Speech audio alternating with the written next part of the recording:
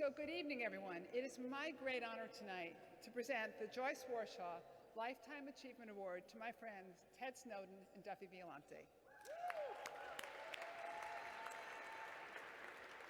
If I were to choose one phrase that describes Duffy and Ted, I would say that they always stand up. Not only are they two of the kindest, most gentle, and generous people you could ever know, but each of them, in his core, is someone who stands up in support of who and what he believes in. They share a deep love of family and their many devoted intergenerational friends, and a powerful, overriding sense of what really matters in the world. Ted is known to many of you here tonight as a philanthropist. He's also, of course, an acclaimed on- and off-Broadway producer and a supporter of the arts. He passionately cares about social justice and equality, and he's been a leader in sustaining many progressive movements. Sorry, I can't use that teleprompter, it scares me. I first met Ted in the 1990s when I was president of the board of the center, and Ted was not only a very generous donor, but he was also one of the most popular, and according to Richard Burns, the most fun DJ of center dances.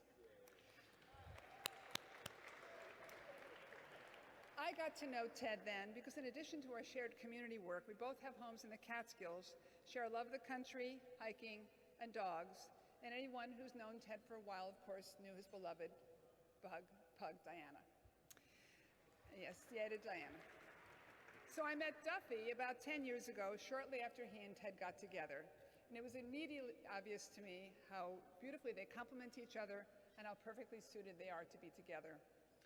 Duffy, a licensed massage therapist and single dad who raises children while working and doing volunteer work, has supported the mental and physical well-being of countless individuals, often providing his professional services pro bono. In the mid-1980s, many were afraid to touch people with HIV/AIDS. Its transmission was not understood, and there was panic and fear about exposure, even in our own community.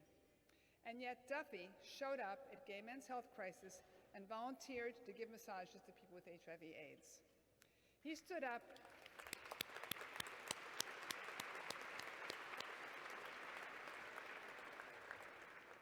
Duffy stood up at a time when few others would, and he did the most compassionate and loving thing that he could do. He lent his healing hands.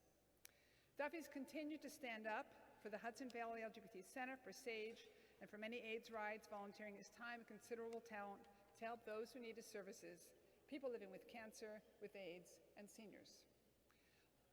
And long before it was mainstream to fund LGBT and HIV/AIDS organizations, Ted stood up. He brought not only his checkbook, but his wisdom to the recipients of his philanthropy. He's a trusted advisor and barometer, and he always asks the difficult and probing questions about how his money will be used. Ted never writes a check without seriously considering the impact that his support will have. I'm certain that the leaders of every organization that Ted has ever funded, as well as the writers and directors of each show that he's produced, can tell a story of how without Ted's unfailing support, a program might not have been funded, payroll might not have been met, a much-needed capital campaign might not have been launched, or a show might not have opened. And so together, these two have stood up enough for a lifetime, and today we stand up for them. It's my pleasure to bring you Ted and Duffy.